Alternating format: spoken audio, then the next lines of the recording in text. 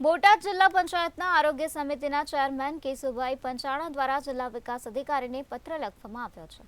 પત્રમાં ઉલ્લેખ કરતા તેમણે જણાવ્યું છે કે રાણપુર ગ્રામ પંચાયતના સરપંચ કોંગ્રેસના હોવાથી તે ભાજપના મતદારવાળા વિસ્તારમાં વિકાસના કામો પૂર્ણ ન કરતા હોવાથી લોકોને સમસ્યાનો સામનો કરવો પડી રહ્યો છે। તેથી કેશુભાઈ પંચાણા દ્વારા ગામને વિકસિત બનાવવા માટે સરપંચ વિરુદ્ધ કડક કાર્યવાહી કરવામાં આવે તેવી માંગણી કરવામાં આવી છે।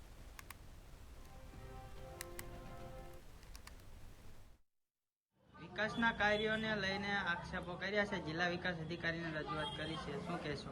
એની અંદર રાણપુર ગ્રામ પંચાયત દ્વારા જે લીકેજ હોય પાણી લાઈન એ ખાડો 3 દાન ખોદવામાં આવે છે। હલકી કક્ષાના પેપર વાપરે છે અને તાત્કાલિક તૂટી જાય છે, એટલે ખોટા બિલ 3 દાન ખાડો ખોદીને ખોટા બિલો બનાવે છે। અને એ સિવાય બીજી ઘણી વસ્તુ મને જાણવામાં આવી છે, પણ પ્રૂફ સહિત આવશે એટલે હું બીજી રજૂઆત કરવાનો।